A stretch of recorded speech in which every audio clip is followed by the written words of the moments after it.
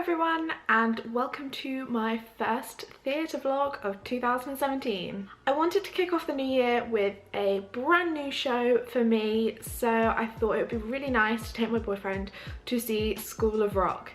I've been hearing some incredible things about this show. I feel like all my friends have been raving about it, so I was super excited to go and see it. I decided to brave the cold and day seat for tickets to see the show, so I think I got to the theatre just before 9 o'clock in the morning, and thankfully it wasn't too cold and the box office opened at 10 AM, which meant that it was only an hour wait, so I filled that time by reading Harry Potter and the Cursed Child. I actually had some theatre tokens to spend. They were sent to me just before Christmas from a company called Seat Plan, who I will talk about more in a vlog at some point, I'm sure, and so I was really excited to use them. The day seats were £20 each and they were actually on the front row. I've only been to the New London Theatre once before, but it definitely felt very different this time around. The last time I saw something at the New London, it was Showboat, obviously the stuff School of Rock. I loved all the merchandise. It looked so cool and was really like fitting for the show.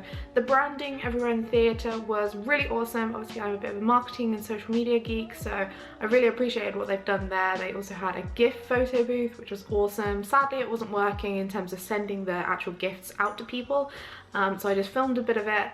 And I loved the branding on the ice creams as well. That was just insane. It was just really, everything was so fun.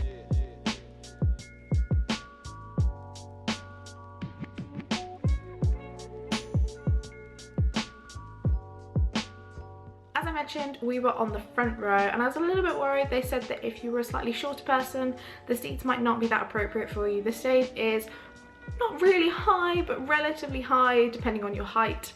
I found it to be okay. There were moments where things were blocked by props and characters, but overall you didn't really miss that much. In terms of legroom, it was really comfortable. My boyfriend is well over 6 foot tall, so for him it was perfect, so I think that kind of says it all. Now to talk about the show itself. Oh my goodness.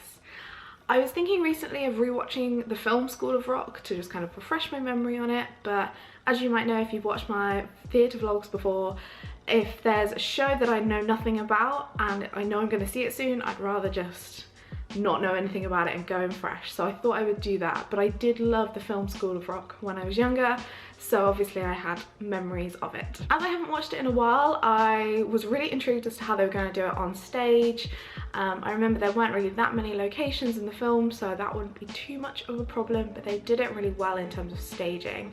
There is a revolve on this stage, which is always fun. I love a revolving stage. I just think it adds such an interesting dynamic to the whole production. And the way, I think they only had, what's it, they only had really like 3 or 4 sets, and that's all they kind of needed. It was really interesting in how they did it. So obviously they had the area where the Battle of the Bands is staged, they had the school hallway, a classroom, Dewey's bedroom, their lounge, so maybe it was like 5 or 6 sets, but honestly it was so just dynamic and fun to watch. Obviously with a show like this, the music and the lighting is going to be awesome, and it was. I have to say that being on the front row, there were some points where I felt like I was being a bit blinded by some of the lights, which is obviously going to happen because obviously some of the backlights at the stage are going to shine onto the characters and things like that. So that's just one word of like warning in a way if you're going to day seat and see the show. Obviously these moments were very minimal, so I wouldn't say that it like ruined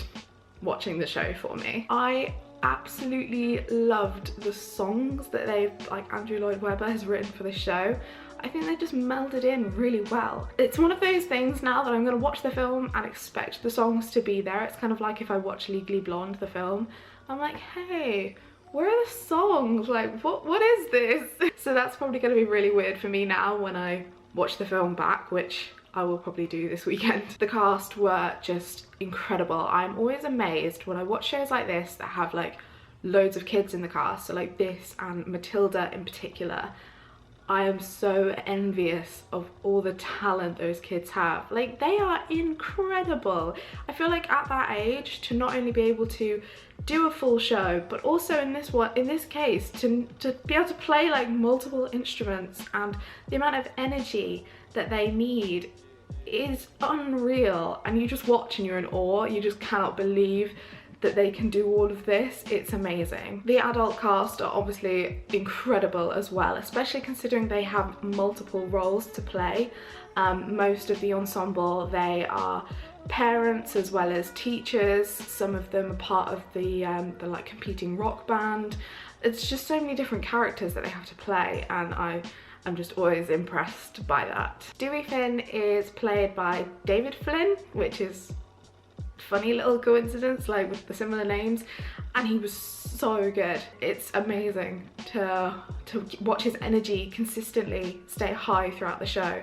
I mean, as well, obviously it's just been Christmas and New Year's. They must all be absolutely exhausted, and it was just incredible to watch. He's so naturally funny, and when he comes out with these like quick one-liners that you know must be scripted, like they can't just be ad-libs, but they feel so natural, and that makes them even funnier. Talking of ad-libs, one of the things that was definitely different in the stage show in comparison with the film is the amount of modern references that are used in the show, which I personally think makes it even funnier, because you don't expect them. You don't expect them to say all these modern things. Like there was references to like Pokemon Go and loads of other different things, and it was just really, really funny. Florence Andrews was playing the head teacher, Rosalie Mullins. I think I've got her name right, and I've seen her in a couple of shows before. I saw her when she was in Wicked. I don't think I saw her, she understudied I think Glinda and Nessa Rose. I'm not sure I saw her as those. I think I just saw her in the ensemble. But then more recently I went to see Miss Atomic Bomb last summer at the St James Theatre, and she was one of the main characters in that, and I remember thinking, wow, like it's so amazing to see her in her own role, not as part of an ensemble, and she was fantastic. But in this show, she absolutely blew me away, especially considering that she can showcase what a range she has, because one moment she's doing like classical singing, like opera style singing, and next it's rock style singing, and it's just fantastic. And I think she really portrays that character so well. She does it very honestly to the film version. It's just awesome to watch. I really can't wait to go and see School of Rock again. I feel like it's definitely one that I will go and see a couple more times this year, especially considering that when you have a show that's got a lot of children in, that means that the cast is like kind of constantly evolving in a way, because there'll be different teams of kids that are playing the roles, because legally they have to. So I feel like every time I go, it'll be like a different set of kids or a different mix of kids in the show, and their personalities were amazing to watch, and they definitely make the show. So I am so excited to go and see it again. It was the best show to start 2017 with. I hope you enjoyed this little vlog slash review. Have you seen School of Rock yet? If you have, let me know in the comments below what you thought of it, or what your first show of 2017 will be. You know I love chatting about theatre, so let's have a chat about it. Please do give the video a thumbs up if you've enjoyed it, and subscribe to my channel if you haven't already, and if you'd like to see more of me in the future. I hope you're doing really well, and I'll see you very soon. Bye!